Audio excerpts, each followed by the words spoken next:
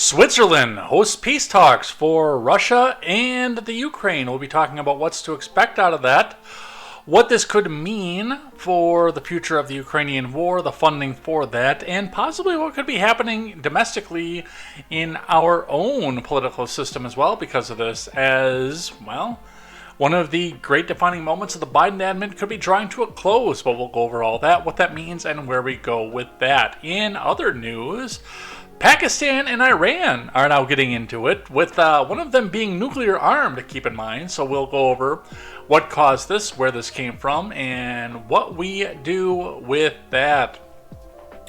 Parents are angry after a New York City high school principal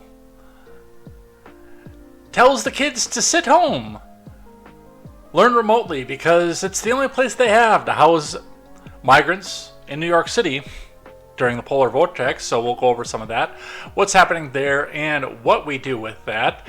And in the midst of Biden trying to eliminate all overdraft fees for reasons unknown, Jamie Dimon of JP Morgan comes out in favor of Trump world. We're going to go over all of this and more on a great makeup stream, because we could not get to everything else on Tuesday night on our regular scheduled slot. So strap yourselves in, find some friends, get a snack, get some food in here, and we're going to talk about what's happening on the other side of the world first, and then do some more stuff on this side of the world here. And bongo, bongo, bongo, I don't want to leave the Congo. Oh, no, no, no, no, no. Bingo, bango, bungle, I'm so happy in the jungle, I refuse to go. I don't want no bright lights, false teeth, doorbells, landlords. I'll make it clear that no matter how they coax me, I'll stay right here. I'm Jay Edgar, and this is Contemporary.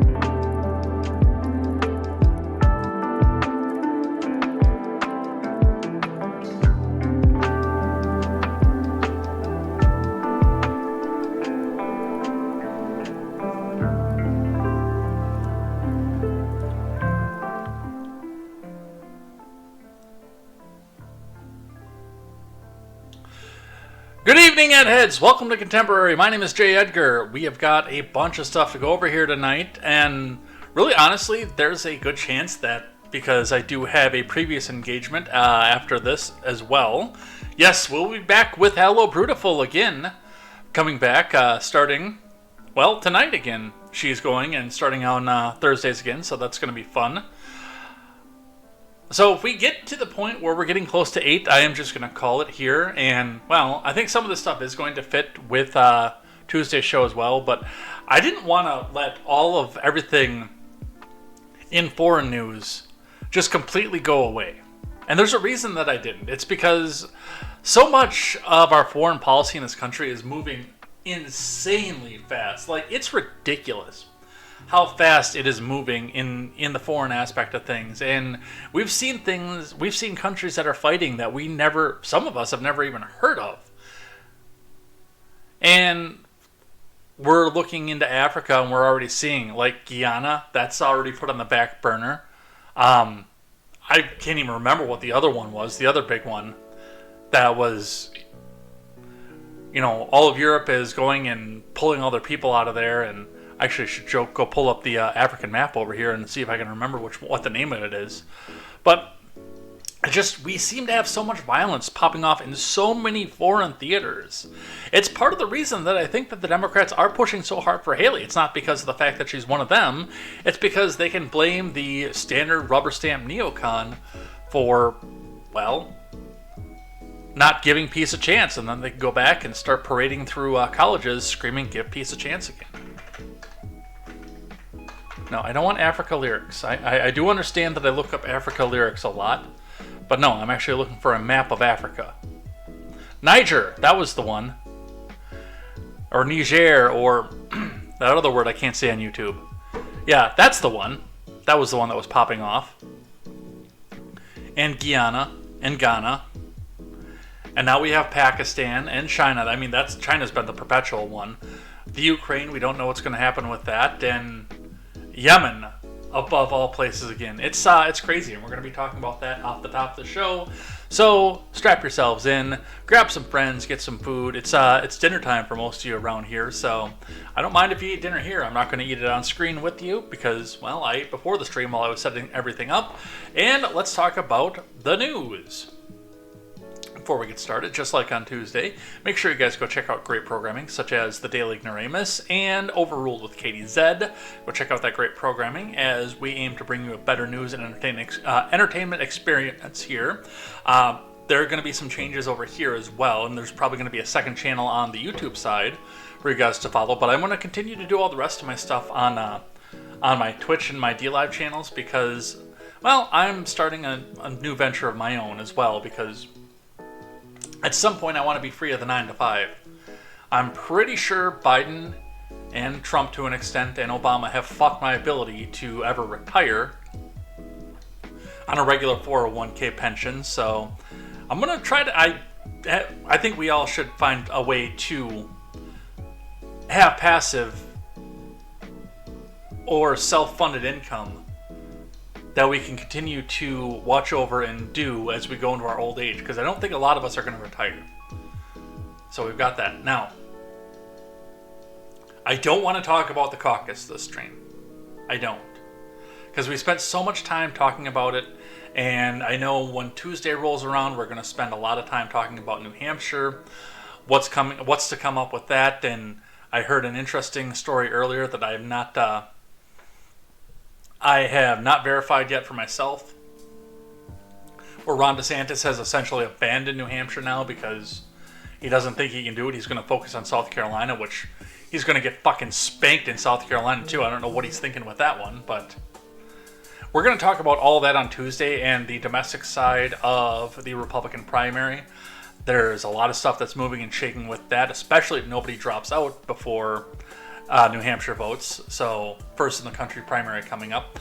But I want to talk about a little bit more about what has happened in the aftermath of what happened with Iowa. And this kind of goes along with what I was saying with some of the changes that we're doing here and with me trying to become a bit more entrepreneurial. And yes, if you are chatting, I haven't looked at the chat yet. But if you guys are chatting, I will catch up with the chat in just a moment. Do feel free to chat, because the more you guys chat, the more we get promoted to the front. Especially, that's how... It's not so much with Rumble, although I do love seeing you guys chat on Rumble. Rumble doesn't algorithmically demote, but Twitch will algorithmically boost you the more chat you have rolling across your screen. They will put you up to the front of the screen more often based on the number of people who are watching and the number of messages that come in, because that's more money for them. They sell advertising, and I've got people cheering now. I've got stuff like that going, but of course, they know the more that they serve and the more popular a person becomes, grassroots, word of mouth, otherwise, the more money they're going to make. So I always encourage chatter, which is why, again, where we went astray from the morning show, where I didn't read chat at all, except for a bit on Fridays when I went over through the chat. I did catch a couple things here and there as people mentioned them, but for the most part, I did not read the chat through the morning show. But people were chatting there all the time, which was awesome. They were chatting amongst each other. With this one, I kind of try to encourage a little bit more, because we are competing against a bunch of other bigger shows on this time slot, number one. And number two, the big one is, well, I want to make more money, obviously. I want to get my reach out there. I want to rise above some of these other big shows that are competing at the same time. But what I want to say about the caucus is this. I don't know if what they're saying is going to hold, or if they're trying to grift to try to see if the Donald or the voters are going to buckle. But if we take them at their word right now, we've got the Bill Mitchells who are, for whatever reason, influencers. And we've got people on the ground, like I mentioned, the good-looking blonde, that I think is just grifting because she knows that she can push a political agenda and get paid by telling people, lonely simps over online, to go back and vote for DeSantis and she might like them. I'm not going to mention names at this point, but I think most of you on X know who I'm talking about at this point.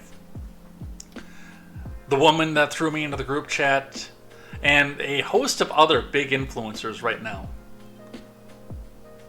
who are screaming and crying over the fact that they're never going to vote for Trump and they're going to leave the GOP. They're going to go start their own party. They're going to do this. They're going to boycott the top line. They're going to do this and everything else. Guys, I want to level something with you right now. Given the performance that Trump had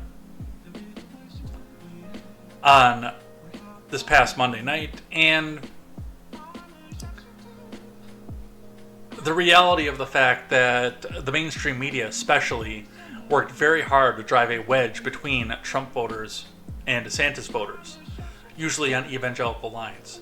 I need everybody to accept, full out and well,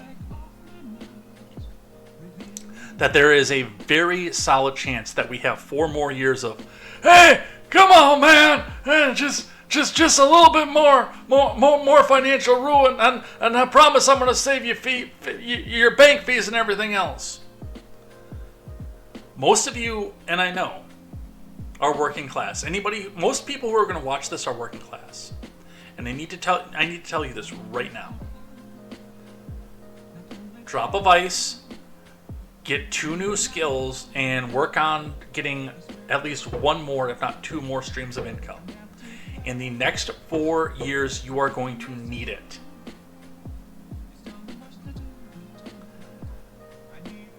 There was an intent under the Obama administration. I don't have outright evidence, just looking at what I saw there, but there was an intent to make the expectation of the standard of living to be next to nothing, to be unsustainable, to have more people begging for government assistance because their lives were so unsustainable.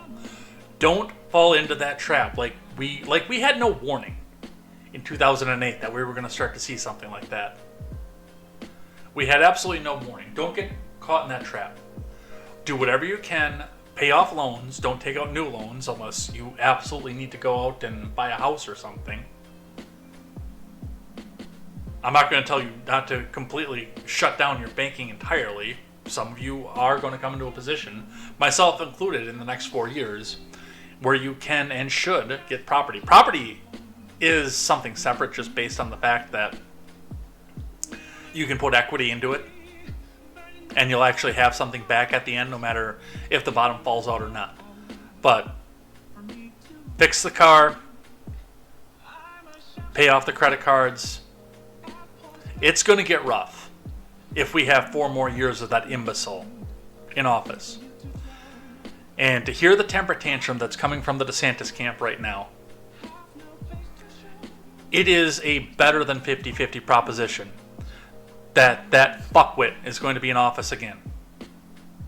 And the people pulling his strings are going to put the screws to you even tighter to make sure that you're begging for government assistance. Don't give them the pleasure. Set yourself up, set yourself apart. We're still at some point livable. At this point, there are a few people that are falling into ruin, but at some point it's somewhat livable. Get yourself up above it and do it now. I'm telling you. And I'm not going to give you official financial advice. I'm not going to tell you what it is that you should buy, what it is that you should sell. I'm not going to talk about stocks or anything else like that. I know what my portfolio looks like, but if something goes into the tank and I tell you that you should have bought it, then you can come back and sue me for bad financial advice, especially since I'm not a financial advisor. But what I will tell you is do whatever you can to put yourself in a better financial situation. Because it's coming. It absolutely is. And I don't want to see any heads have to suffer over it. And with that, and that bleak and depressing news, hey, let's talk about war. All right, let's get the scene up here. Let's get the news in. My tagline down because I didn't change it because I didn't know that I was going to be streaming. Well, I knew I was going to be streaming this tonight, but like I was right up on the wire for starting. And let's check out what you guys are saying. Dual Helix is here over on the Rumble side. Good evening. Welcome, Dual Helix. Thank you for that. The Mogwai says Ukraine looks to be winning the match for the biggest war. Oh my God, is that North Korea with a chair? Oh, we're doing wrestling over here. Is that North Korea with a chair? Yes, Kim Jong-un hits the South with a chair shot. Yeah, the Koreas, there's a little bit of scuttlebutt going out there, but right now that's not one that I think that we need to be watching, especially with Iran and Pakistan going. I almost said India and Pakistan, which that's probably another one that could pop off because they already have a disputed border. All right, let's start with the Irish calling out our president, which I didn't think was ever going to happen. Sahora XO, who this person appears to be named Sarah, says, "Take note, Butcher Biden, the ancestors of Ireland that you claim to be from disown you. Keep our country out your goddamn mouth. The people of Europe stand with Palestine and South Africa." Let's listen. Despite the catastrophic death toll it has inflicted, Israel is losing, on the ground and in the court of public opinion. There's no way that this ends that doesn't leave Israel a pariah state with occupation and apartheid on borrowed time, and they know it. So they're doing everything they can, desperate acts of aggression to provoke. Okay, before we get too much further into this, to hear this coming from a European after that weird thing that happened 80 years ago, that's actually a little bit appalling, and it takes me back a little bit. That is not something I ever thought that I would see in my lifetime. Language like this coming from a European towards Israel. Let's keep listening. A wider conflict with Lebanon, with Iran, with anybody, to draw in the US, to save them from the consequences of their own actions. And as Yemen shows, Butcher Biden is reporting for duty.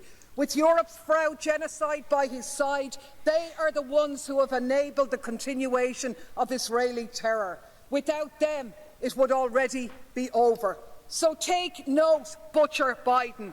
The ancestors of the Ireland that you claim to be from disown you. Keep our country out of your mouth. And as for von der Leyen and genocidal Germany, with your words and deeds supporting Israel in the ICJ, not in our... I'm pretty sure Germany doesn't have a choice but to support Israel based on what I legitimately just said a moment ago. Whether this lady from Ireland agrees or not, I'm pretty sure Germany doesn't have a choice but to support Israel in this. Name. The people of Europe stand with Palestine and with South Africa. All right. A lot to unpack with that. A lot to go off with that. Number one, the biggest one is, hey, you remember that propaganda that the news media and the influencers and the paid shills like to tell us that, Biden is respected on the world stage. We have respect. Everyone was laughing at Trump behind his back. Nobody liked him. Everybody likes Biden. Yeah. I don't get that from this speech. Now, this is one person. This is not a person who can speak for the entirety of Ireland or the UK. And I understand that. But, again, given the propaganda that we're fed on a daily basis, this is not the kind of speech that you would have thought we would have ever heard. So, definitely one to see with that. And there's a lot of warmongering that's going out there too. And I can see, especially with Europe, because they're at the crossroads of a lot of this. Russia and Ukraine is spilling out, and they keep saying it's going to go spill over into Poland and the rest of the European Union. I don't think it is. I don't even think, again, if Russia got all of its intended purposes,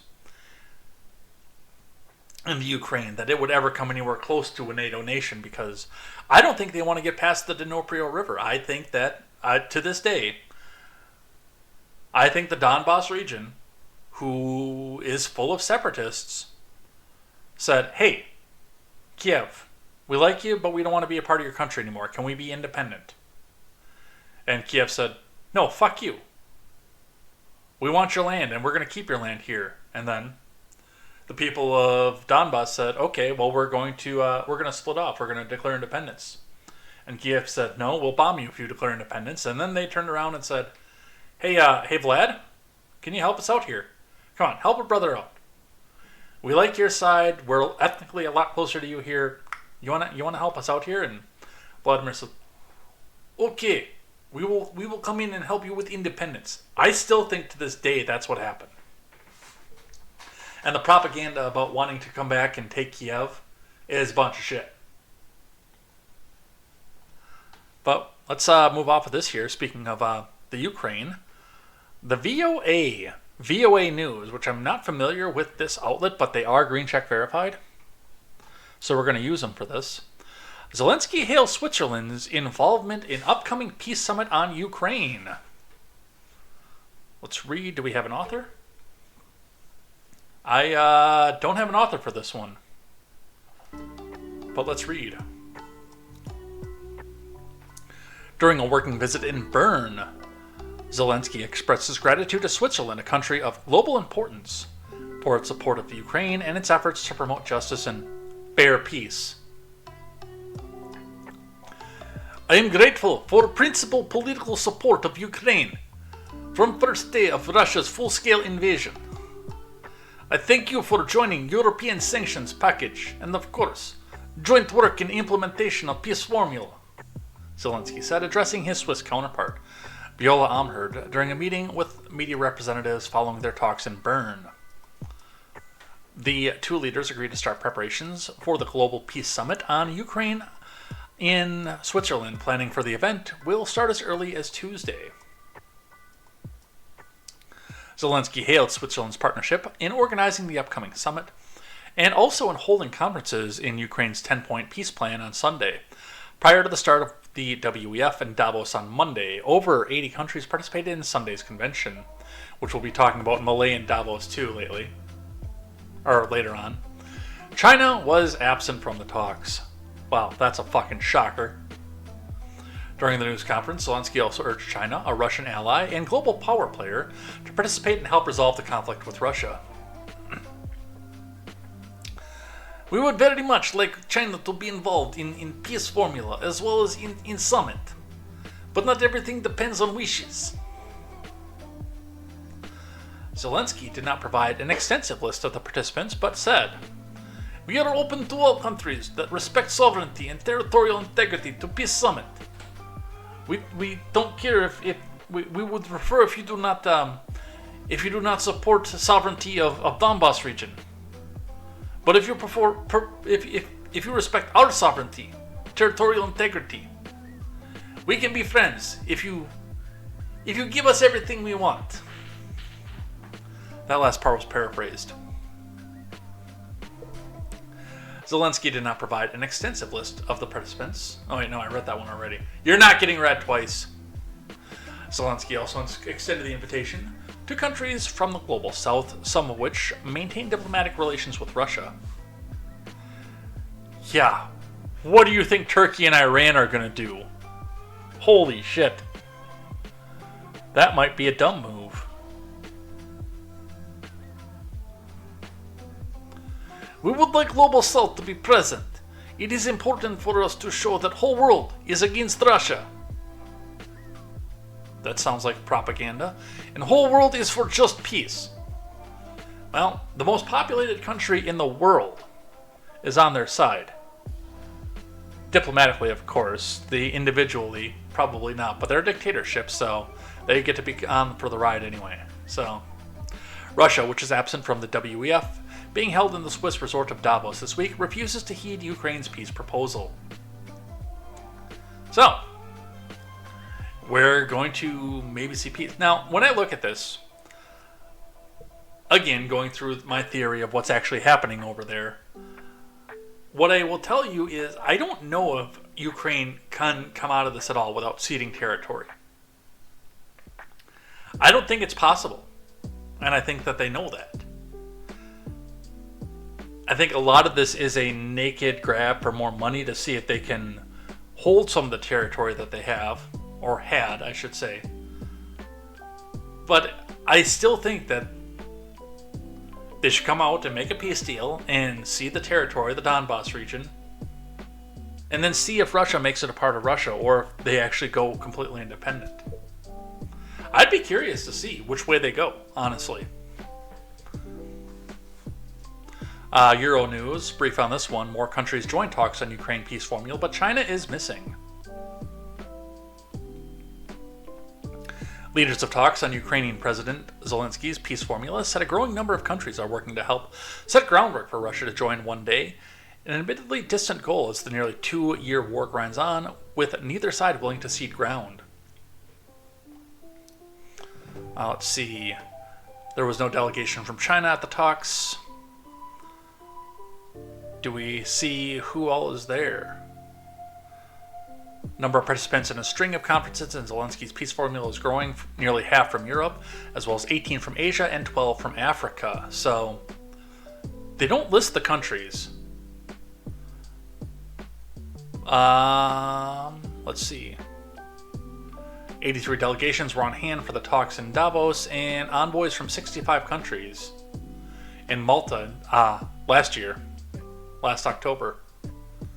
So, they're going to try to make peace talks off of this. Again, I don't know where we get to peace talks without having some cessation of ground. After 2 years, I think that's an inevitability, but it's not something, again, that Zelensky wants to give up into. But there again, if I'm right, then why the hell would he ever want to give up any of the territory? Because he already told the people there, if my theory is correct, he already told the people there once, you're a part of Ukraine, and nothing will change that. So, for something to change that would kind of put his own foot in his mouth. Alright, speaking of Ukraine, let's talk about Coach Red Pill for a moment. Now, this is not somebody that I am familiar with, and I will come fully out and say this, but I know that this is important to independent commentary and to a lot of people out there. So I'm going to probably learn who this person is with the rest of you. Well, not with the rest of you, because most of you probably know who this is already, and I don't. Who is Gonzalo Lira, pro-Putin American expat, dies in Ukrainian jail? From James Bickerton. Gonzalo Lira, a 55-year-old Chilean-American who was imprisoned in Ukraine after allegedly spreading Russian propaganda, then violating his bail conditions, has died in a Ukrainian jail. Posting on X, formerly Twitter, conservative social media personality Tucker Carlson said he had been informed of the death by Lira's father. Speaking to Newsweek, a State Department official confirmed the death of a U.S. citizen in Ukraine and offered their sincerest condolences to the family for their loss. The cause of Lira's death has not been confirmed. Newsweek contacted Ukrainian Foreign Ministry for comment by email on Saturday. Lira was formerly a pickup artist who posted videos to YouTube under the name Coach Red Pill. He was living in Kharkiv when the Russian military launched its invasion on February 2022. Lira gained a following by posting content online hostile to the Ukrainian government and its president. Well, a lot of us gained a following by doing that in this country. Maybe not over in Ukraine, but, you know, that's part of the thing that was for me in the beginning in 2018 was I was extremely hostile to our government. I still am, by the way. I don't care who's in office. I was slightly less hostile to the government under the Trump years because he appeared, to some extent, to be wanting to leave us alone. But I had him in the corner of my eye. I was watching that fucker.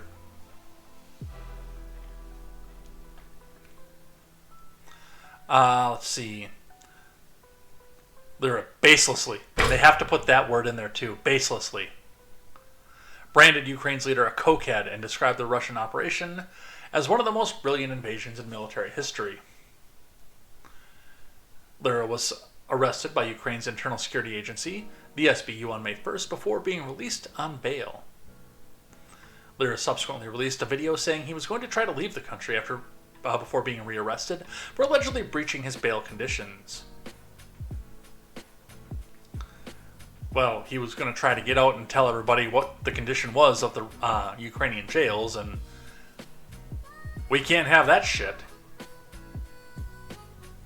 Speaking about Lyra's arrest, the Ukrainian government Center for Strategic Communication and Information Security, known as Spravdi, said the poster had been charged with justifying Russian aggression against Ukraine. Holy shit, I can never set foot in Ukraine. I could never set foot in Ukraine. I'm sure that they've seen every video of this, whether or not they're part of the live audience ever or not. But I'm sure that they know that I'm on the grift of, yeah, Donbass wanted its own region. I would probably get shot on the fucking border. In violation of Article 463-2 of the country's criminal code. Tell you right off the bat, if I ever lived in a country that had that kind of code, I'd be looking to get the fuck out of there. I'm kind of curious as to why this guy was in Kharkiv to begin with. And they said he was there before the invasion, so I don't know why. Again, I'm not familiar with this guy. Specifically, Spravdi said that Lyra had been justified the Russian attack by falsely claiming the Ukrainian government was a neo-Nazi regime and denied massacres of civilian Ukrainians by Russian invaders in Busha and other cities. So if you don't go along with the propaganda, you're a criminal? Well, in Eastern Europe, that's actually not that far off.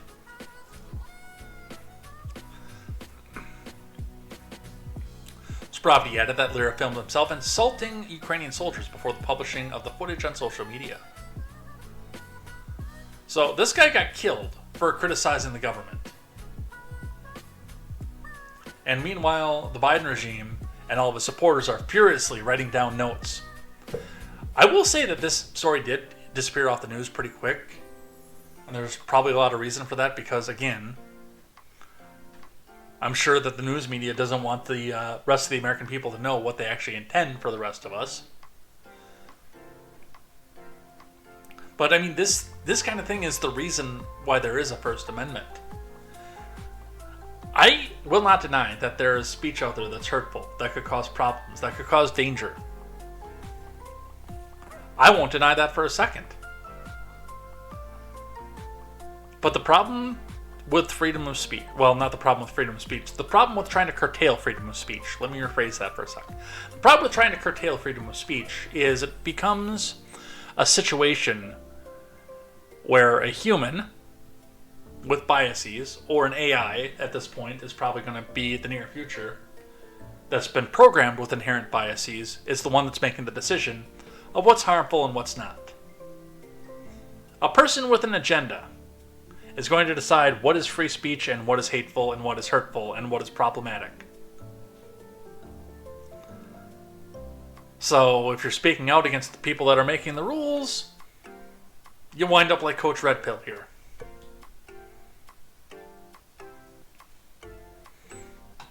And I'd like to avoid that for the remainder of my life, if it's all possible. Let's talk just a bit about people who reacted to this from Business Insider. Tucker Carlson, Elon Musk have rallied behind the American Red Pill dating coach turned Russian propagandist detained in Ukraine. Russian propagandist, you say? Do you have any basis behind what it is you're saying, or are you making baseless claims? Like you accuse everybody that disagrees with you of doing, by the way. From Alia Shwaib, I think is how you pronounce that. Okay, there's text in here somewhere. There it is. A former Red Pill dating coach turned Russian propagandist, baselessly claimed, has been detained in Ukraine since May, and now Tucker Carlson and Elon Musk have taken up his cause. Ukraine Security Service, or SBU, arrested the American Gonzalo Lira on May 1st in his home in Kharkiv on charges of spreading pro-Russian propaganda. Lira, who has U.S. and Chilean citizenship, spent several years dabbling in various creative fields, including a brief stint writing about economics for Business Insider, before gaining minor fame on social media as an online dating coach known as Coach Red Pill. His online moniker references a metaphor from The Matrix, as if anybody didn't fucking know that already, in which the propagandist is given a choice between learning potentially unpleasant truths, taking the red pill, and returning to mundane life, taking the blue pill. The manosphere is an online subculture promoting misogyny and opposing feminism, has co-opted the term red pill. Yeah, they're pretty blue pill too, actually. I'm not gonna lie.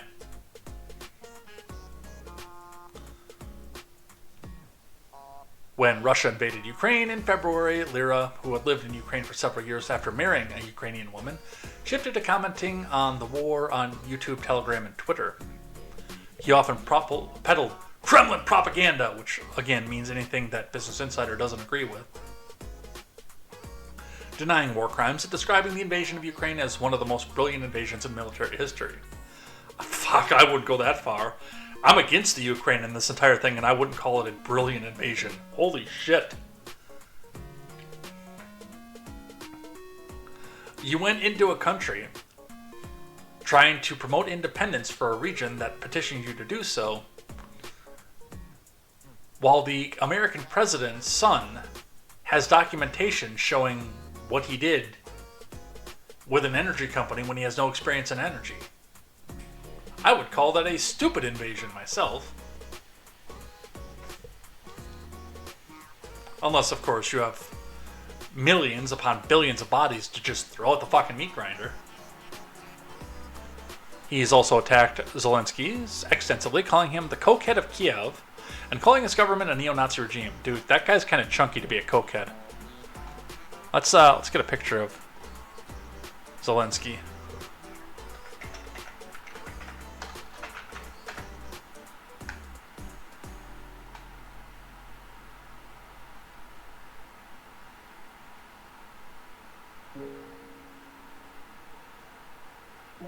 I guess I wouldn't say that he's like chunky. He's solidly built, but still.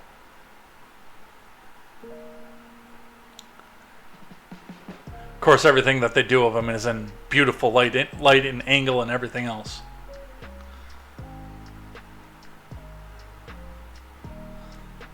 Yeah, look at that chunky fucker.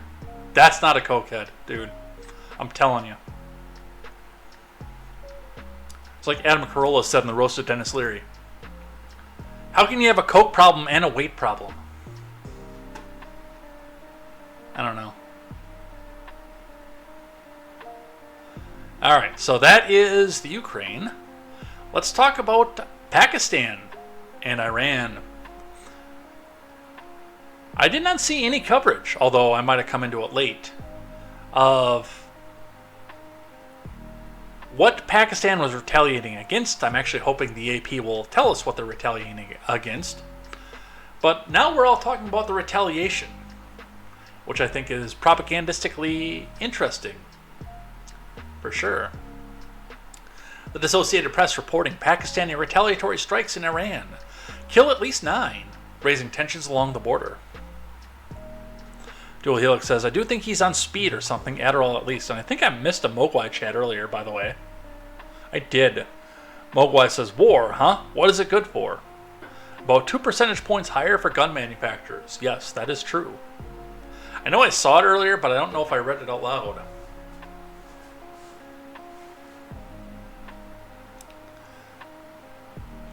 This is Munir Ahmed and John Gambrell reporting for the Associated Press. Pakistan launched airstrikes against the alleged militant hideouts inside Iran on Thursday, killing at least 9 people as it retaliated for a similar attack days earlier by Iran and raising tensions with its neighbor as conflict across the region escalates. The unprecedented attacks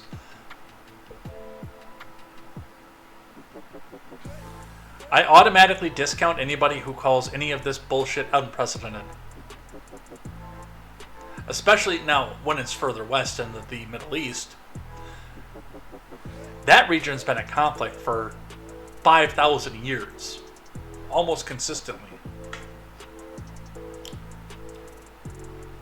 And yes, a border dispute between Iran and Pakistan, that's not completely unprecedented either. Let's get the map out.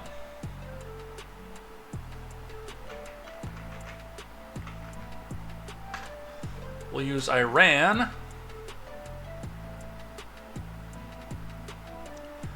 as our map point. Open in maps. My libertarian friends say we can't discuss any foreign policy unless we can point to it on a map. So let's go point to it on the fucking map. There's Iran, there's Pakistan, which is already fighting several other disputed borders with China and India, by the way. But they haven't put the dotted line over here yet because, well, I guess we're not in an official conflict yet, but yes, this is the area that's in dispute right here.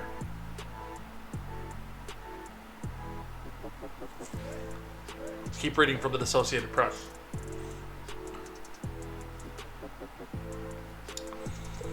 Appeared to target the Baluch militant groups with similar separatist goals. The countries accuse each other of providing a haven to the groups in their respective territories.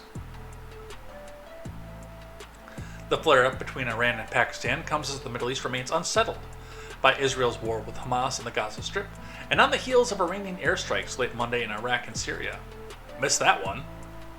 Let's get that on the stack, because we'll talk about that on Tuesday.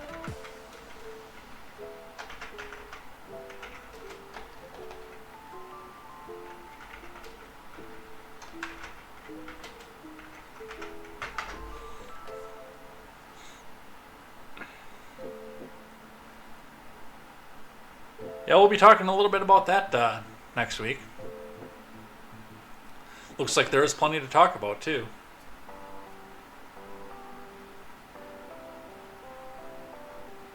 Those airstrikes were in response to a suicide bombing in Iran by Islamic State militants early January that killed over 90 people. Iran and Pakistan, which, by the way, a reminder, is nuclear armed, have long regarded each other with suspicion over militant attacks. But analysts say this week's tit-for-tat strikes were at least partially prompted by internal political pressures. Iran is dealing with unrest against its theocracy and has faced pressure for action. Ever since the Islamic State suicide bombing, it's also seeking to flex military power at a time when the militant groups it supports in the region, Hamas in Gaza, Hezbollah in Lebanon, and Houthi in Yemen, are engaged in Israeli-Palestinian conflict. Pakistan, meanwhile, could not leave Tuesday's airstrikes by Iran unchallenged, and it faces a crucial February general election, in which military is a powerful political force. Well, it's Pakistan. Again, that's something that has not changed in at least 1,000 years.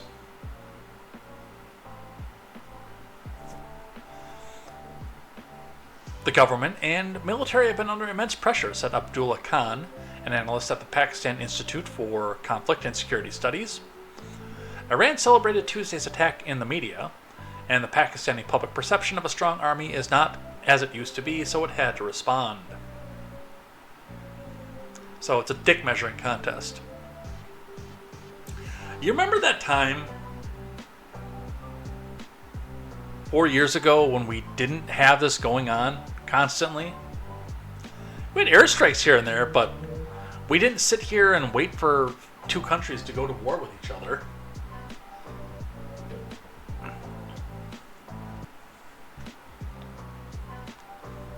The US, China, and the UN, others urged the two countries to de-escalate. Pakistan's foreign ministry described the attack on Thursday as a series of highly coordinated and specifically targeted precision military strikes. So they got their talking points from the US State Department, apparently.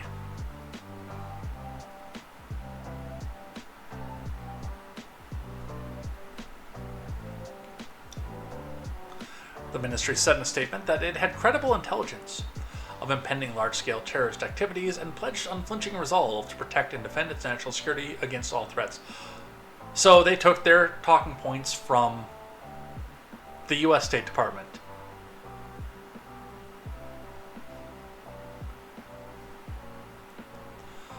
Pakistan's military described using drones, rockets, and standoff weapons, which are missiles fired from aircraft at a distance, likely meaning Pakistan's fighter jets didn't enter Iranian airspace. I'm not touching you. I'm not touching you. I'm not touching you.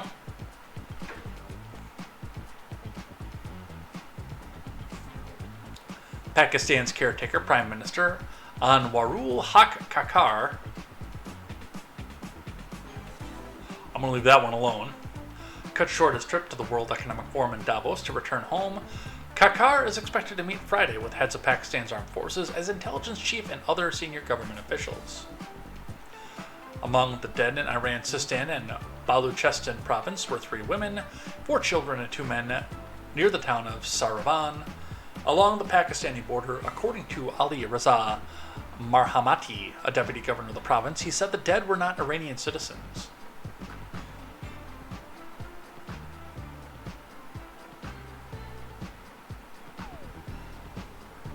Whose citizens were they? Because I want to know who else is going to be pulled into this fucking conflict.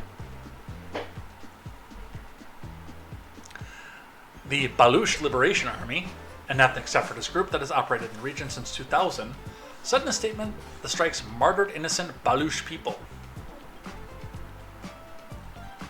Pakistan's military said the strikes also hit targets associated with the Baluchistan Liberation Front, though the group did not acknowledge the claim. So, again, the question comes out is this a group of people that is trying to...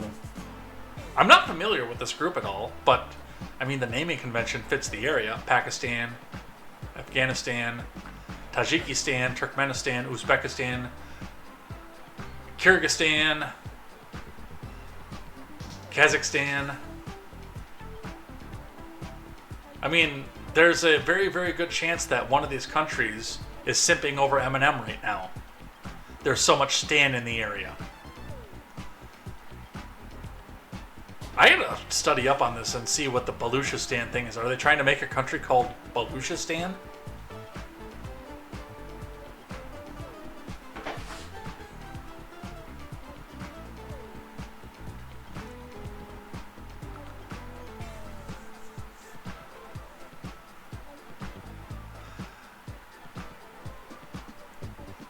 But yeah, these people are getting ready to go after each other, and as was pointed out by Dual Helix, both India and Pakistan have the bomb.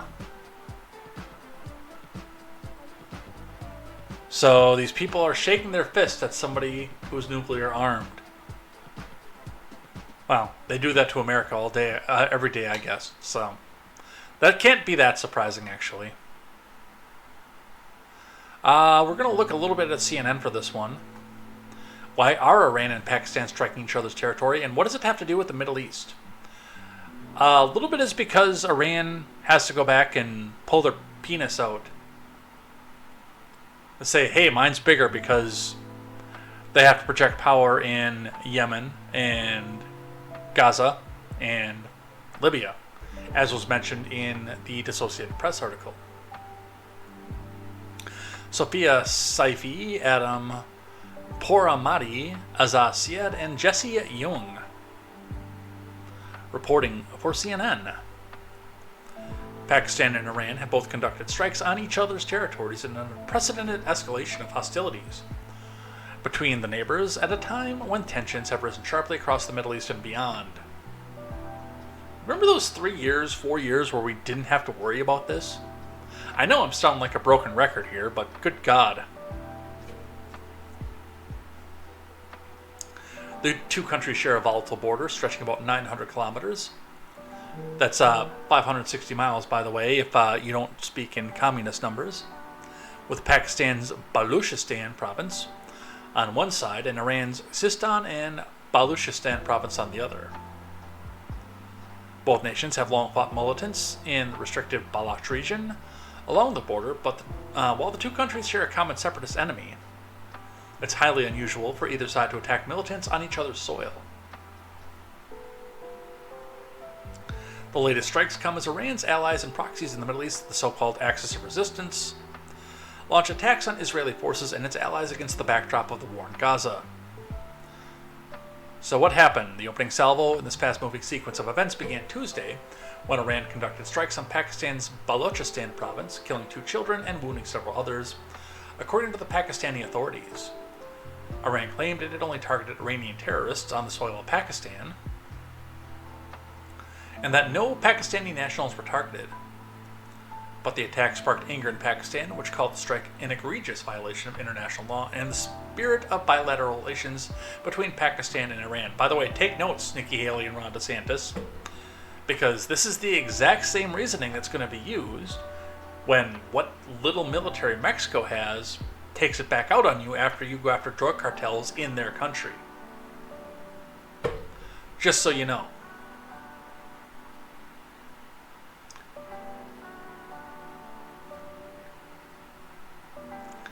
Iran's state-allied Tasnim news agency said it had been targeting strongholds of the Sunni militant group Jaish al-Adl, known in Iran as Jaish al-Dulm, or Army of Justice.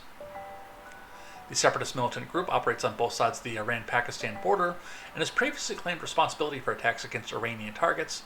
Its ultimate goal is independence for Iran's Sistan and Baluchistan province. Okay, so that kind of gave me a rundown on what's happening with this. And they're going to give us a map, too.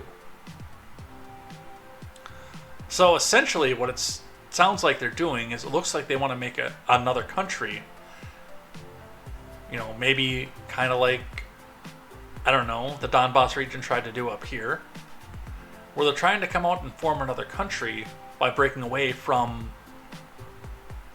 in their case, the 2 countries that they're in. And with this being said, given the fact that the Balesh route is used on both sides of the border, that does kind of tell me that there may be some sort of claim to this. Now, as far as independence goes, I don't know if it's feasible or possible, especially because it would make Iran look super weak while they're sitting out here trying to bolster up militants.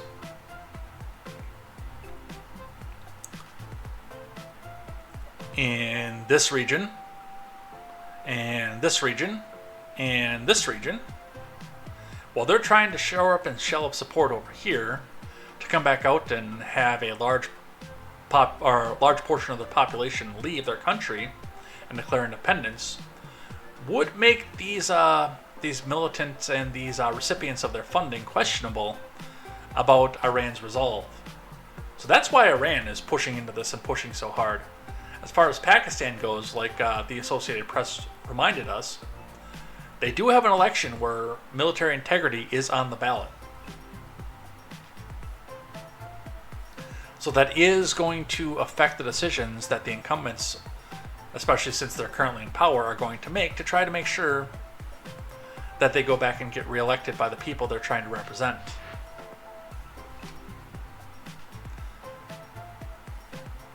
Meanwhile, I'm going to go back on Friday and play Fallout to practice for what happens after the nuclear bombs drop all across the fucking world. Alright, let's talk a bit more about Yemen,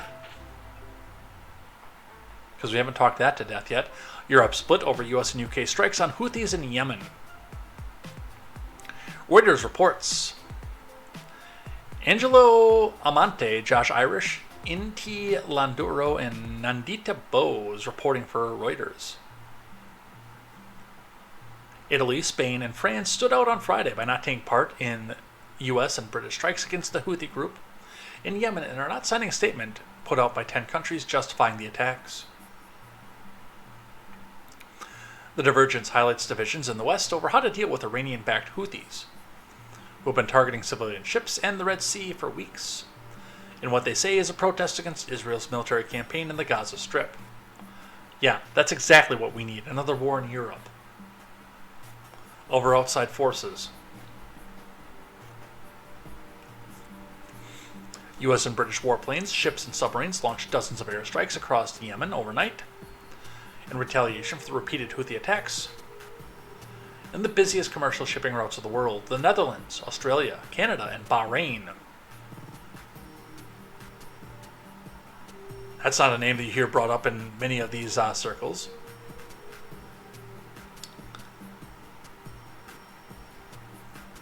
Provided logistical intelligence support for the operation, U.S. officials said. In addition, Germany, Denmark, New Zealand, and South Korea signed a joint statement, with these 6 nations defending the overnight attacks and warning of further action to protect the free flow of the Red Sea trade if the Houthis do not back down. A source in the Prime Minister Giorgia Meloni's office said that Italy had declined to sign the statement, and as a result was not asked to participate in the attacks. However, a government source said Italy had been asked to take part, but declined for 2 reasons.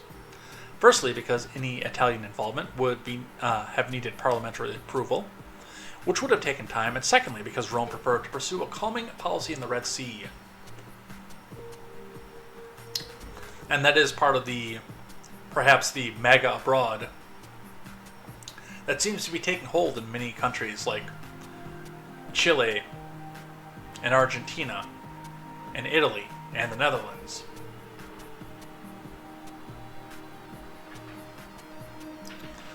Hours later, a government statement added that Italy supports the operations of allied countries who have the right to defend their vessels in the interest of global trade flows and humanitarian assistance. Speaking on condition of anonymity, a French official said Paris feared that by joining the U.S.-led strikes, it would have lost any leverage it had in talks to diffuse tensions between Hezbollah and Israel. What leverage do you have? You're France. Your national flag is white. But we'll go with that for a little bit. I do not want to see a war break out, especially a regional or world war, so I can see where France is coming from this. France has focused much of its diplomacy in recent weeks on avoiding an escalation in Lebanon. Asked whether France refused to participate, U.S. National Security Council spokesman John Kirby said he wouldn't elaborate on diplomatic conversations, so we have that going on.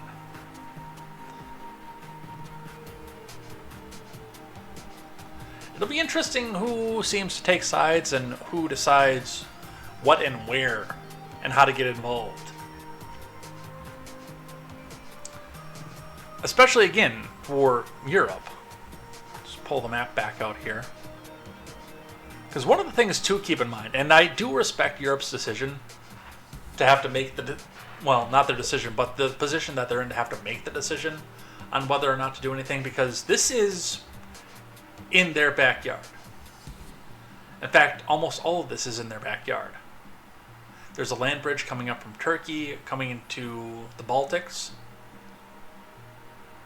There's the shipping and trade lanes coming out of Israel, going into the Mediterranean, which the Suez Canal, by the way, does connect to. So there's that avenue and aspect to things that we have to keep in mind. And when there's a refugee crisis coming out of this region, this is typically the first place that they go, is right here.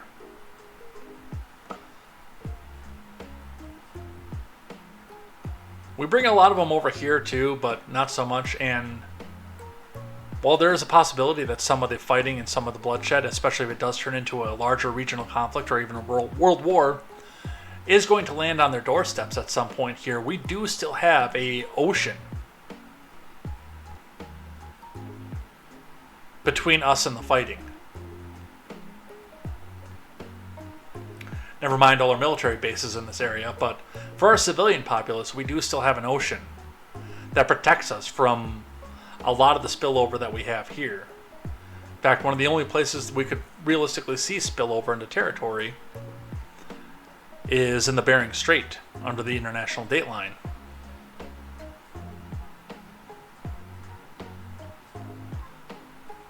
I'm not going to tell the European people what's right for their countries either, by the way. Because there really is a lot to discuss over some of this, but that's what we'll continue to watch here. China. Taiwan reports first major Chinese military activity after election. Why? Because of course they are. From Ben Blanchard and Michael Martina. Taiwan's defense ministry said it detected 18 Chinese Air Force planes operating around Taiwan and carrying out joint combat readiness patrols, with Chinese warships on Wednesday, the first large-scale military activity after the Taiwanese election. China, which views Taiwan as its own territory, has over the past 4 years regularly sent warplanes and warships into the skies and waters around the island as it seeks to assert sovereignty claims that the Taipei government rejects. Well,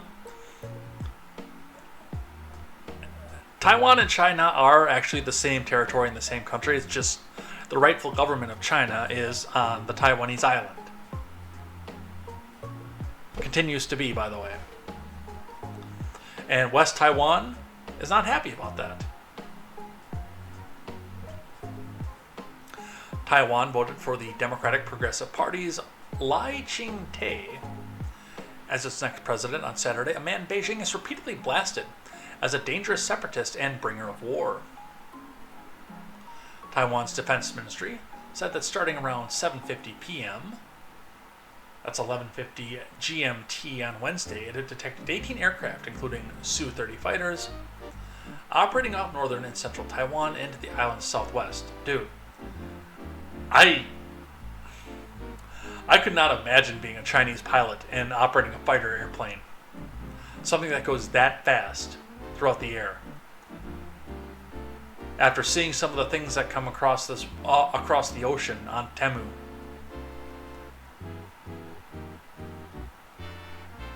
Yeah, gee, you're gonna have to kill me because I don't want to get into this thing. This will fly, right? It's not gonna fall apart?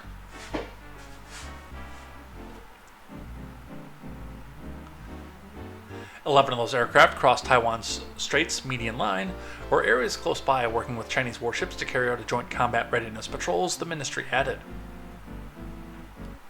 The Straits median line once served as an unofficial barrier between the two sides, but Chinese planes now regularly fly over it, and China says it does not recognize the line's existence. Well, again, you are all one country, Taiwan and China. It's just the wrong government is in Beijing. The proper government is in Taipei.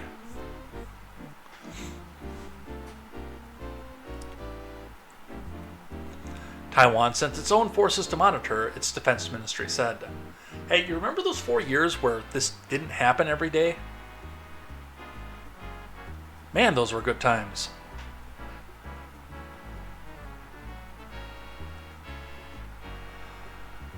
An interesting one here from the New York Post, we're going to touch on this one briefly. China's military upheaval could indicate she is preparing for World War III. Olivia Land reporting for the New York Post. That's Joe Biden with a question from a reporter. We absolutely have to watch that.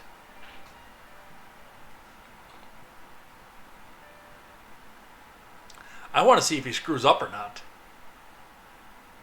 About that victory over the weekend, watch his response. It made headlines.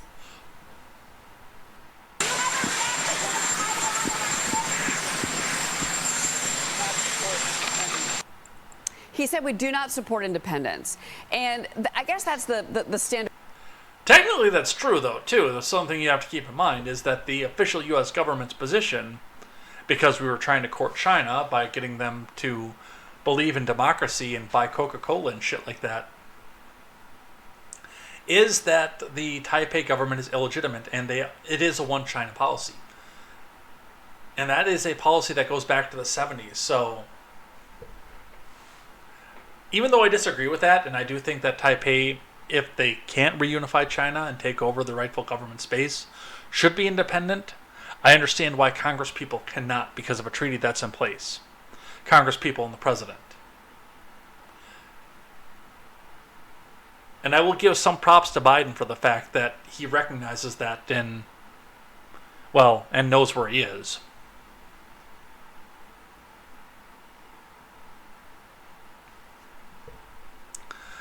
Xi Jinping is trying to gain control of the military, indicating he could be gearing up for World War III, experts warn. I mean, I'm anti-war, but if you're not gearing up for some sort of conflict at this point, maybe you should.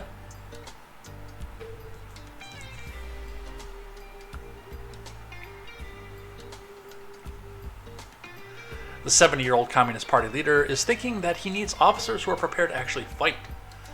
Gatestone Institute senior fellow Gordon Chang told Business Insider on a report published Monday. There's a sense that many of China's general officers don't want to fight. And so we really have a force led by an officer corps that's ambivalent about going to war. That China is going to war.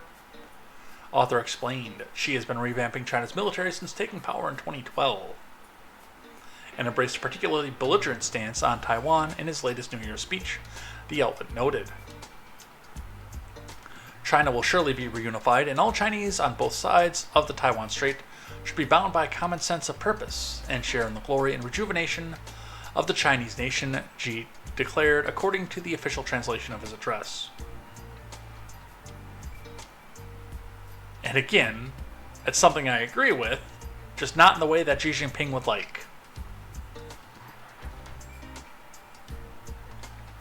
He also reportedly told Biden at the APEC summit in November that China is fully intended to seize control of Taiwan. Then on December 29th, Xi suddenly dismissed the 9 high-ranking officers in the Chinese military. Reports that Xi's military purge was to root out officers linked to corruption only explains so much, Chang told Business Insider. Because if that were the case, all of them would be sacked, he insisted, of China's military brass. Well, no, not the ones that are... This is a communist country. Not the ones that are loyal to him. They get protected.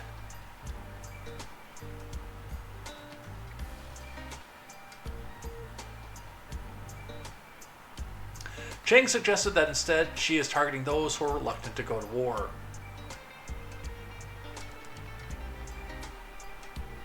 Well, it would be the ultimate Zerg rush, I will tell you that, but I've been saying that since Trump was shaking the big stick. I can't tell you how many times I said that to Robert on the generational gap. If China decided to pop off against anybody, it would be the ultimate Zerg rush. The only problem they would have with popping off over here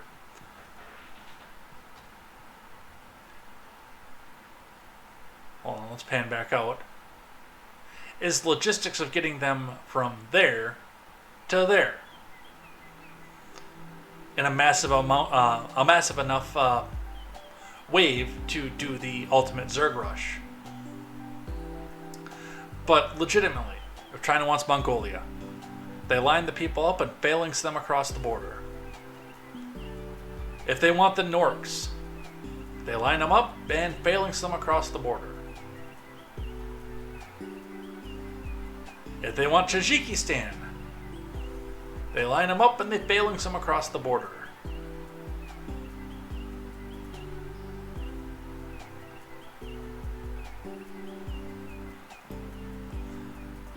But the only country that I think has enough people to stand up to them and not get taken down if they go to phalanx across the border would probably be India. Although we've got 2 big disputed borders over on the Pakistan side already too, so we have that to consider as we go into this, but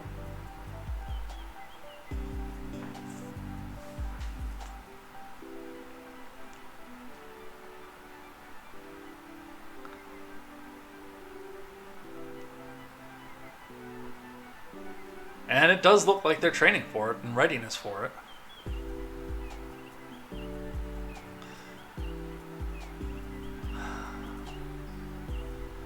Man, do you remember when we didn't have to sit and worry about this every single day? Man, that was a nice time. And I don't even like Trump, and I like the fact that we didn't have to sit and talk about this every single day. Milei from CNN, Argentina's Milei tells Davos heroes how it should be done. Based from Anna Kubin.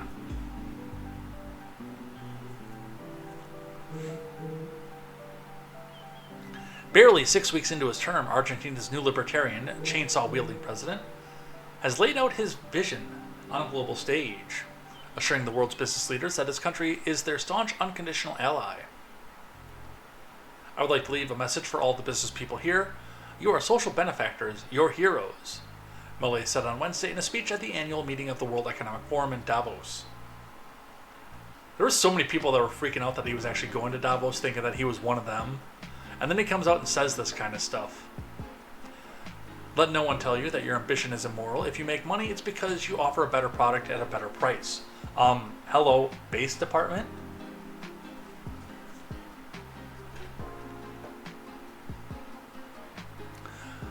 The political outsider and self-declared anarcho-capitalist won Argentina's presidential election in November following an unconventional campaign full of big promises to overhaul the country's beleaguered economy.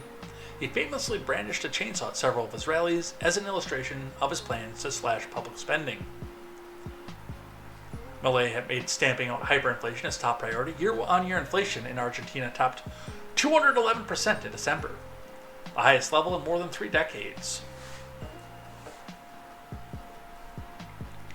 Now in Davos, and sans chainsaw, because, well, let's be frank, he wasn't going to get that on the plane.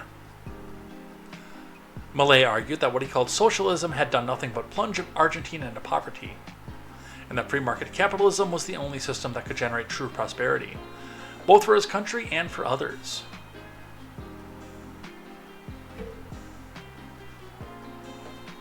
Hi, can I be connected to the base department, please? Yeah, there's just too much based here.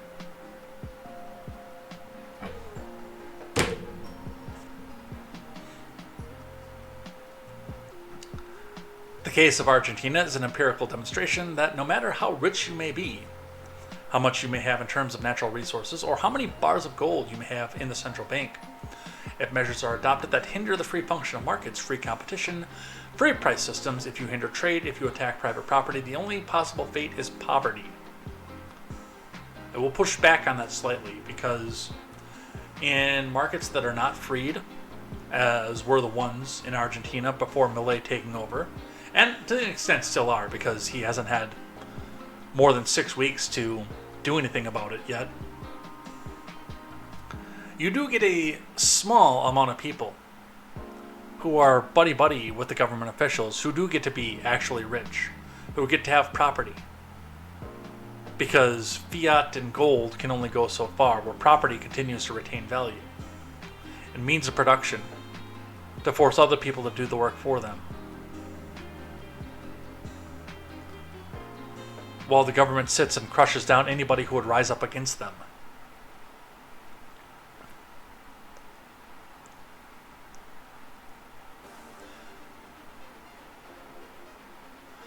Since former Argentine President Juan Perón came to power in the 40s, backed by the country's labor unions and working class, Argentina's dominant political ideology has been characterized in part by heavy state intervention in the economy. Yes, that's because, again, like they said, he was backed by the unions, according to an assessment by the Council on Foreign Relations, a U.S. think tank. On Tuesday, Reuters reported that Milei had openly criticized what he labeled as a socialist agenda of the World Economic Forum to reporters traveling with him on a commercial flight to Switzerland. Now, I like what Milei has to say. I like the words that he's putting forward, but I brought this up a little bit with one of the comments on a Dave Smith thread on X earlier. Your words only go so far. Like, Jorgensen, I had a particular beef with Jorgensen, which is hilarious given the fact that at the time I was hosting a show with her social media director. But the thing with Jorgensen is the fact that, yes, Joe Jorgensen could run out and say these absolutely pretty words. Oh, what are you going to do with all the money that's left over after I eliminate income tax?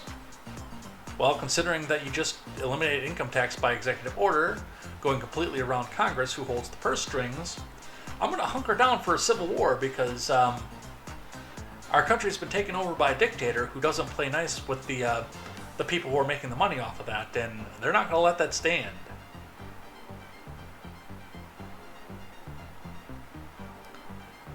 where in reality Jorgensen had absolutely no plan, no opportunity, and no real path forward to do the things that she could come out and say, the pretty things that she could say to libertarians in this country.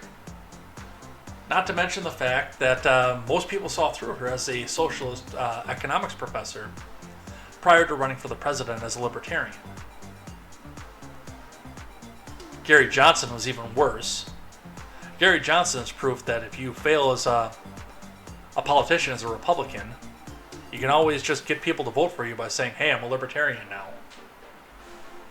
I saw through Gary Johnson when my ex-girlfriend came home one day and said that she wasn't conservative anymore, she was going to vote for Gary Johnson.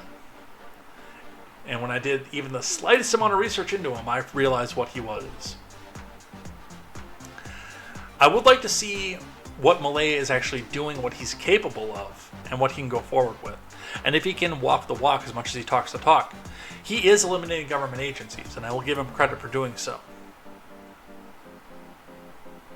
And I hope that he doesn't get assassinated for doing it,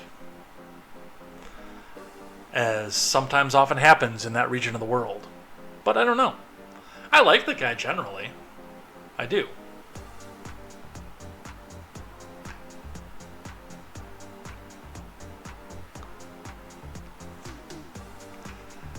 Elaine would not let me get anywhere close to having an interview with Joe Jorgensen because she knew I had one question on deck.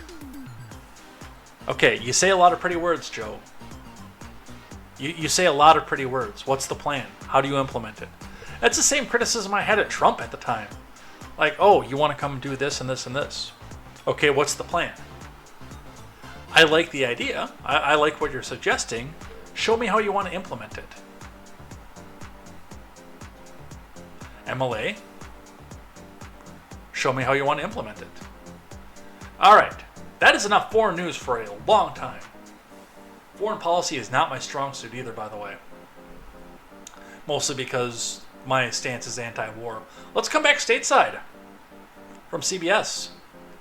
Parents fume after students at James Madison High forced to learn remotely while school housed asylum seekers. Marsha Kramer and Natalie Dudridge reporting.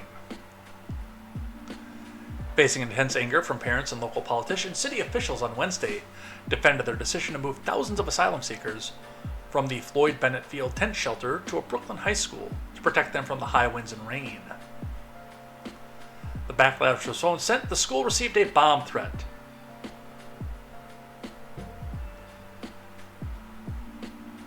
Guys, don't do that! How many times do I have to say that? If you are on the anti-immigration front and you do something like that, you're only going to hurt your cause. Now, with parents being outraged and an anti-immigrant sentiment, I have enough reason to believe that this might have been a leftoid coming in and pretending to be a parent to do this because, again, it destroys the anti-immigrant sentiment. But if you are in a position where the government stands against your particular position using a government building, don't call in a bomb threat over it.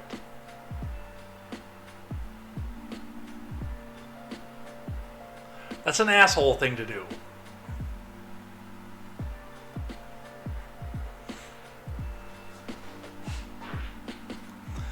There was not shortage of frustration as parents and community leaders gathered outside James Madison High School, claiming classes should never have been moved online to make room for some 1,900 migrants to temporary shelter in their gym and auditorium during Tuesday night's storm. It's inexcusable to do this to the students of New York City high schools, especially after what they've been through with the Pinko box, one parent said. They have to come up with another solution. They cannot do this to school kids, a resident named Steve said. Mr. Mayor, you knew this was going to happen. Everyone knew this was going to happen, Assemblyman Mike Riley said. Protesters said schools shouldn't be used as shelters and that Floyd Bennett Field, which is located along the shore of Jamaica Bay, is not a good place to house migrants because of the vulnerability to weather events. Okay, and I feel for you guys off of this. But especially in the city, in New York City, in Brooklyn, the prevailing narrative is that you're going to come back and vote for people who believe that all humans are legal and nobody can be illegal and everybody has a free and open right to be in the United States and a bunch of other flowery buzzwords.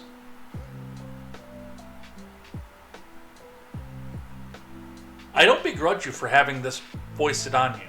I begrudge you for foisting it on Arizona and Texas for as long as you have, and Florida to an extent. I begrudge you that for voting for policies that foisted onto those states. But much like Martha's Vineyard was expected to and failed to do, if you're going to vote for these policies and have these people in here, open your home. When you have a weather event. The mayor is doing what he can with public buildings. And some of that is limited, partially by government structure and partially by state government structure, to what he can and cannot do with public buildings. He's doing whatever he can with them. So either stop voting for the policies that put these people into the position where they need to have shelter so badly, or walk the walk, open up your home.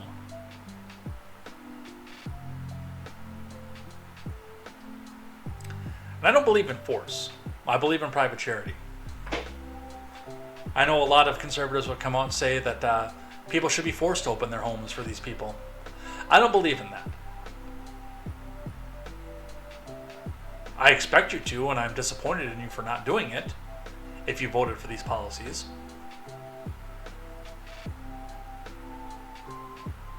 But I'm not going to tell Albany to come out here and pass a law to make you do it either.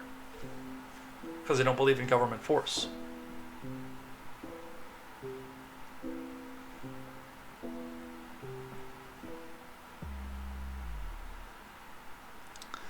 The principal lashes out at the parents, pushing back against them, of course, who bashed the decision to force students to go to remote as migrants sheltered at the school. From Matthew Sadaka. A Brooklyn high school principal lashed out at parents who ripped her decision to boot students out of the classroom the day after 2,000 migrants moved in there for the night. How dare someone say I don't care about the kids, roared James Madison High School principal Jody Cohen on a Zoom call Tuesday at parents seething that she sold the kids out by having them go remote the day after the migrants were evacuated from Floyd Bennett Field because of torrential rainstorm. I don't understand how people who never come on Zoom like this could take an opportunity like this evening to throw mud, Cohen said, her voice breaking. Well, they could have done it in person.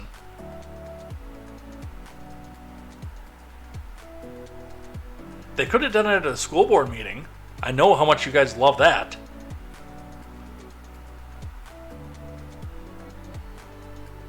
They're Democrats. I'm sure they're not above going to your home and telling you how they feel about it. En masse, in a protest form. I think you got off light having it happen on Zoom.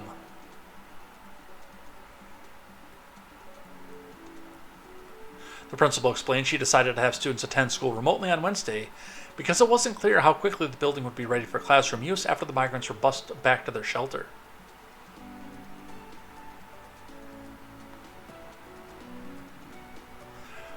The migrants were rushed back to Floyd Bennett Field by 4:30 a.m. on Wednesday, but Madison students continued with the remote learning plan at Cohen's request, City Hall said. Well, I'm sure that they have to have the whole place cleaned up, sanitized, get the beds moved up out of there. I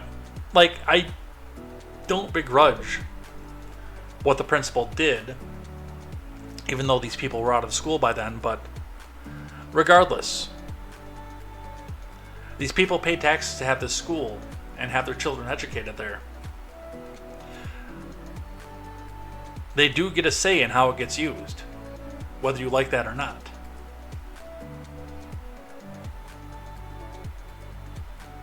Meanwhile, in Texas, Chuck Calesto reporting, Texas National Guard denies access to U.S. Border Patrol agents at Shelby Park. The current posture is to restrict access to organizations that perpetuate illegal immigrant crossings. Was Texas's justification for doing this. Let's watch.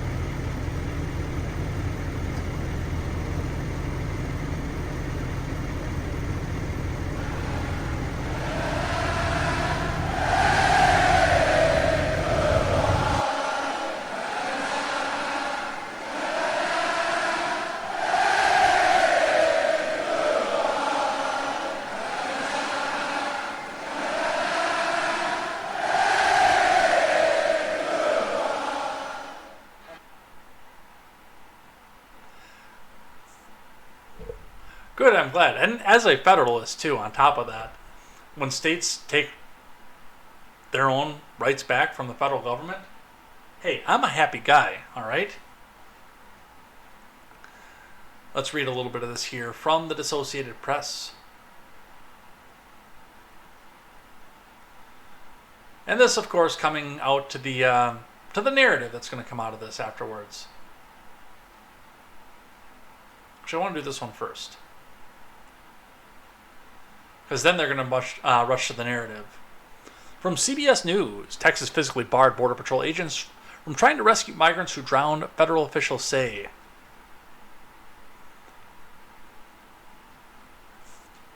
A woman and 2 children drowned in the Rio Grande on Friday while trying to enter the U.S. near a section of the southern border, where National Guard soldiers have prevented federal border agents from processing and rescuing migrants. Federal officials and a Texas congressman said the National Guard soldiers deployed by Republican Texas Governor Greg Abbott did not allow Border Patrol agents to attempt to rescue the migrants. Earlier this week, National Guard soldiers abruptly seized control of the public park in Eagle Pass that Border Patrol had been using to hold migrants, marking the latest escalation in an intensifying political and legal feud between Abbott and Biden over the U.S. border policy.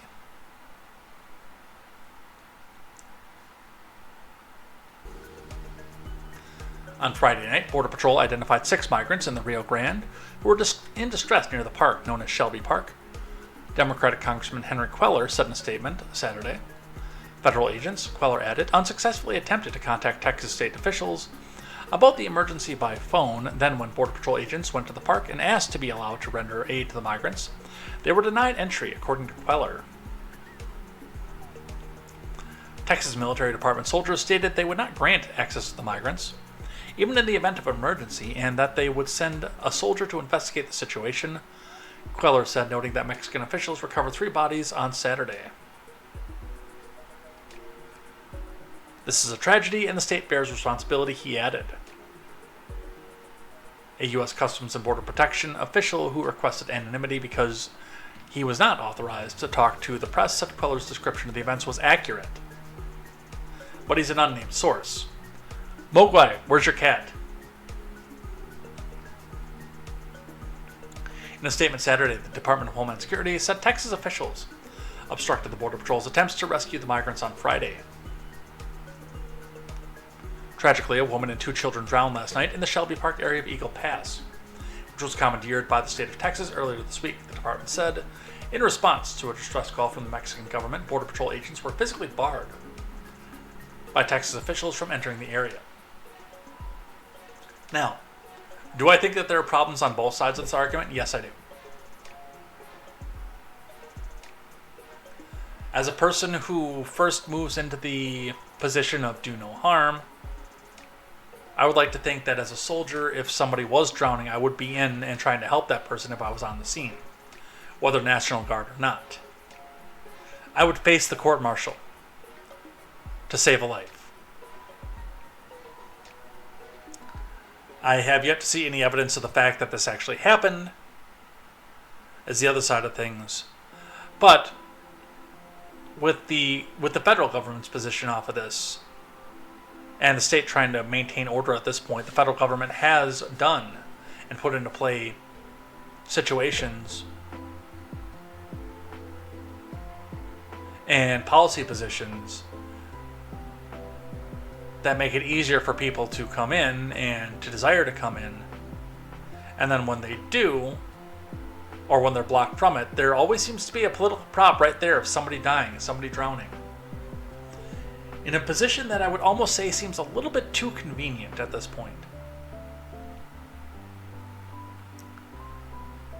Now, if somebody did drown and die in the river, that is a problem.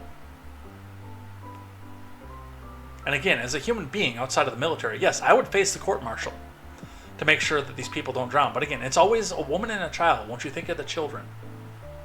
As soon as somebody stands up to the current agenda. So I do have trouble sometimes accepting the main narrative as well.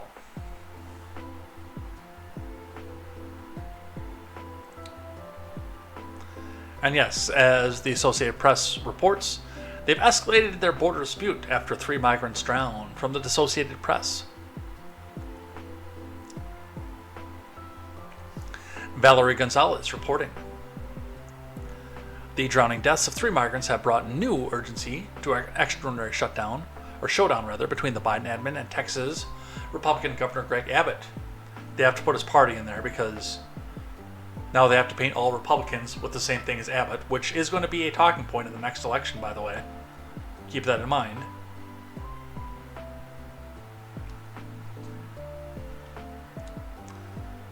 Who seized a city park in a major corridor for illegal crossings and denied entry to Border Patrol agents.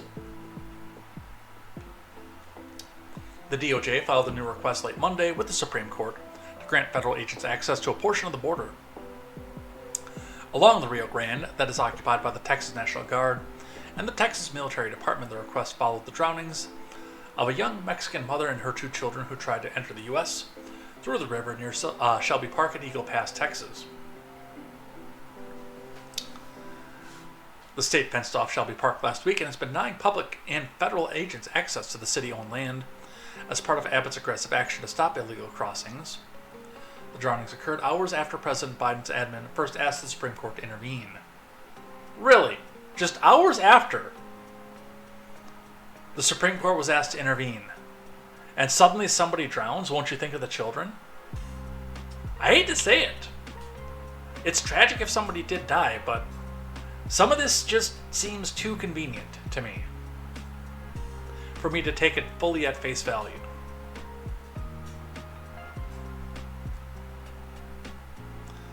Abbott posted on social media Monday he's using every tool possible to stop illegal immigration.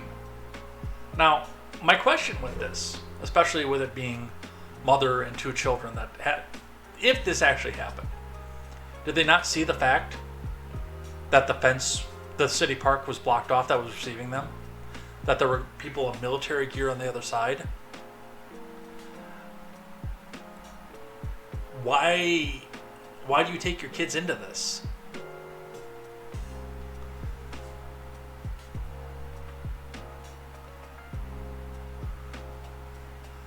Come back to the CBS article here for just a moment.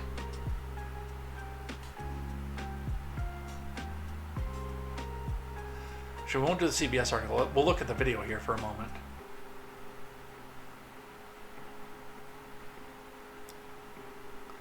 Okay, so this is not clear to me. Let me blow this up here.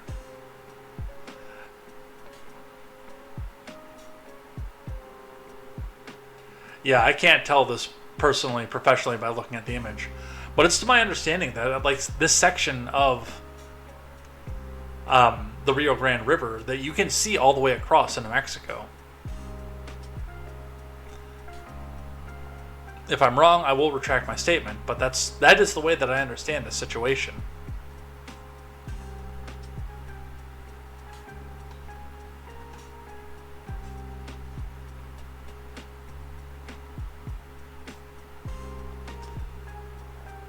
Well, if that's the indication right there, then yeah. You can see across the river here, and you know you're coming into a heavy militarized situation. I mean, I'm not a mother, but a parental instinct to me seems like I would at least find a different place to cross. Am I wrong in this? Is any of what I'm saying here making sense?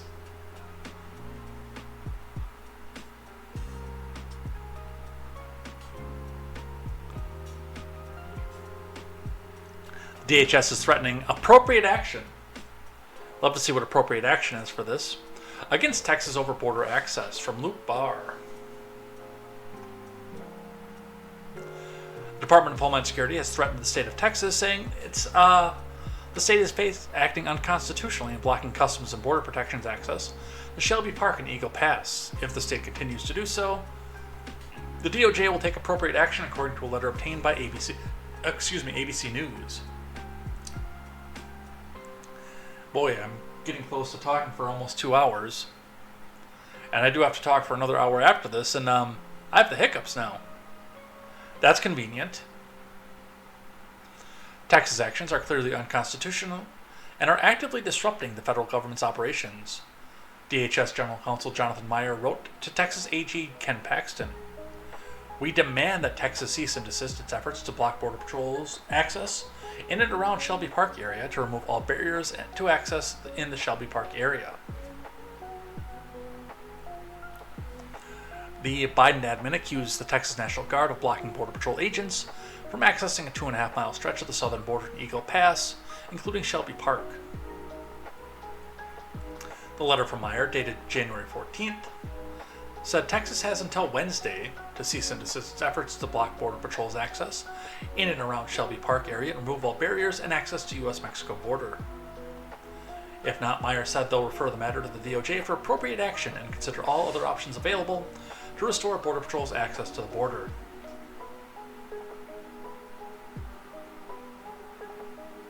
Okay. I'm listening. What are you going to do? What is appropriate action? Do you send the military in? Do you do airstrikes on the National Guard? Please explain to me what appropriate action is. Are we going to have the Marine Corps and MRAPs go and do this?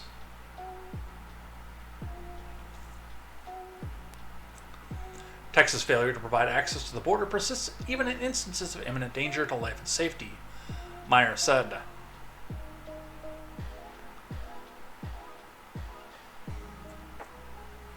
Well, we'll probably be talking on Tuesday on what appropriate action is, because their time ran up yesterday. I'm going to put a note into this one to see what we have coming up for that.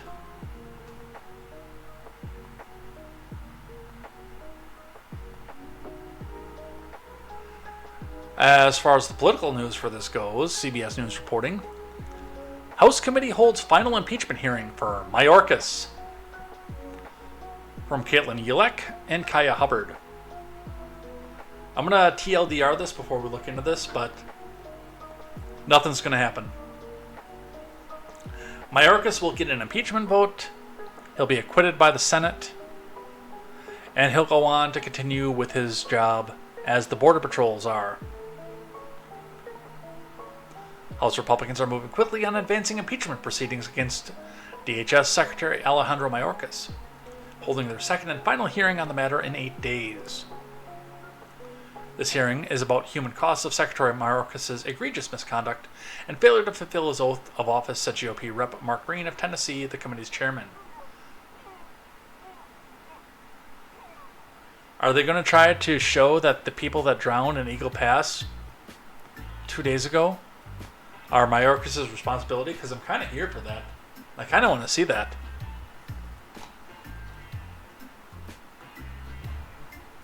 I kind of think that would be epic, actually. Republicans have repeatedly accused Mayorkas of failing to enforce the nation's laws, as a record number of migrants arrived at the U.S.-Mexico border at Thursday's hearing. Lawmakers heard testimony from people whose family members have died as a result of fentanyl overdose or violent crime. DHS has criticized the impeachment effort as a baseless political attack, and Democrats have argued there's no legal basis for impeaching Mayorkas. Well, there was no legal basis for impeachment 1.0 either, but you still did it. In fact, that was a baseless political attack. Impeachment 2.0, there's no basis for that. And yet you still did it.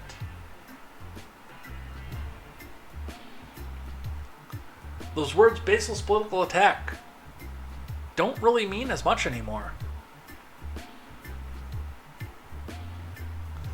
Ahead of the hearing, Republicans and DHS clashed over whether Mayorkas will appear in person during the proceedings.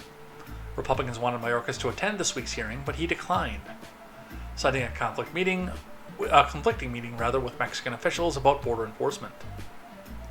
The secretary agreed to testify, but asked to coordinate a time that works with his schedule. Green on Wednesday asked Mayorkas to provide written testimony for Thursday's hearing so that our committee members may hear from you directly. According to a letter obtained by CBS News, Punchbowl News first reported on the letter. Now, is this going to go anywhere? No. Is this symbolic? Yes. Is this political? Yes. All these things are true. You don't have the votes in the Senate to remove a Biden official. As hilarious as that would be, but our turtley turtle of a minority leader worked together with the RNC to refuse to give money to candidates who had a shot of winning instead of wasting money in a race where two Republicans were running against each other. Not that the Senate map would have probably netted him a impeachable majority, by the way. But he would have been in a much better position had he actually put effort into taking the majority, at least. But yes, this is all political. This is all theater. It's funny, but it's all theater. On the House side, a little bit of a surprise for you. The Hill reporting, these 14 Democrats voted for a GOP resolution denouncing Biden's open border policies. From Michael Schnell.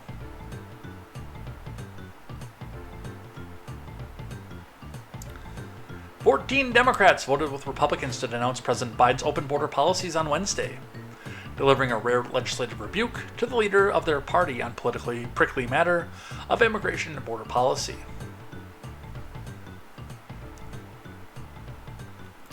The GOP-led resolution, which also urges Biden to end his administration's open border policies, cleared the chamber in a 225 to 187 vote, with all Republicans in support.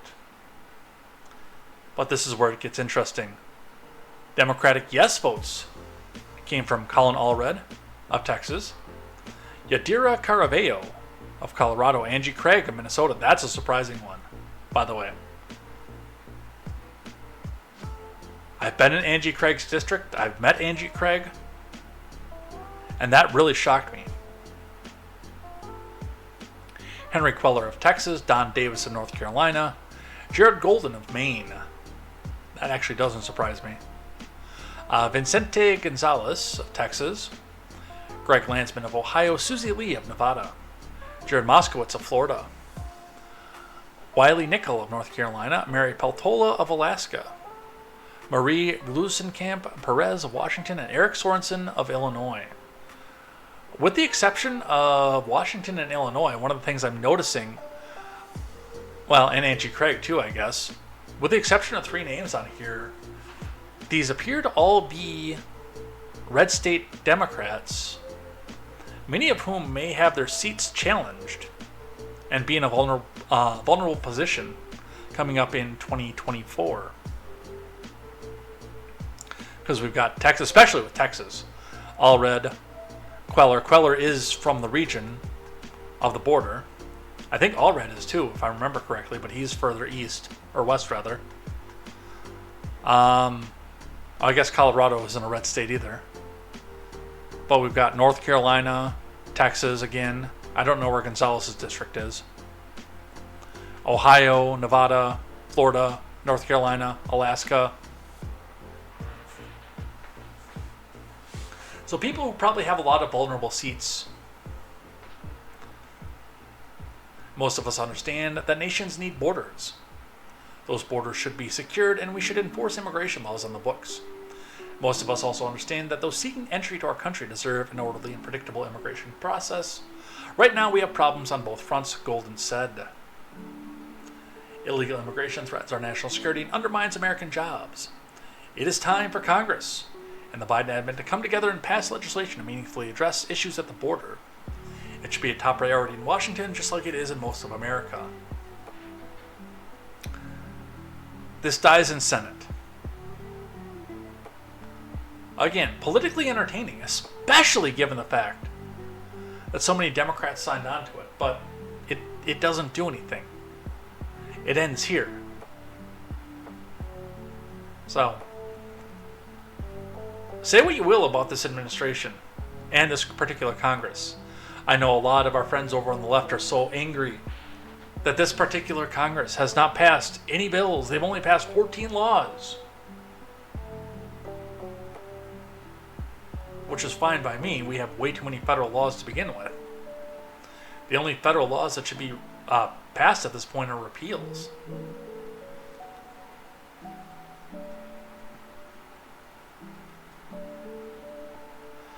But it's all election year theater.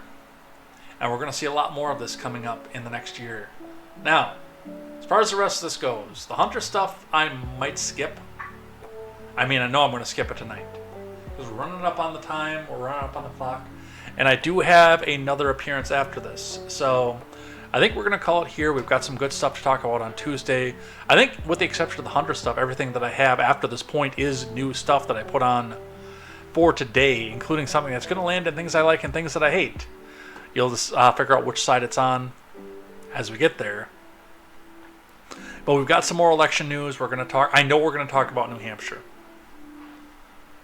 I know for a fact we're going to talk about New Hampshire because that's going to be the big thing in everybody's mind. And especially, again, I got to check and see if the source I have is accurate. But it does seem like DeSantis has abandoned New Hampshire, trying to focus his efforts on North Carolina.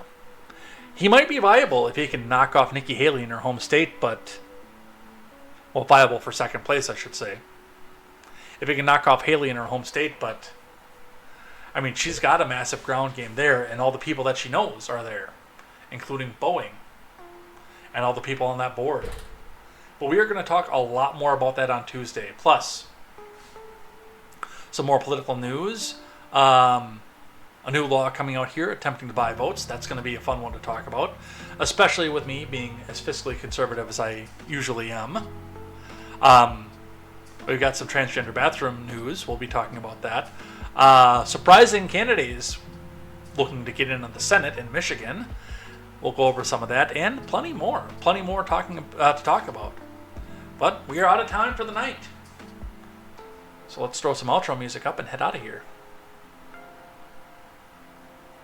Where's my outro music? There it is.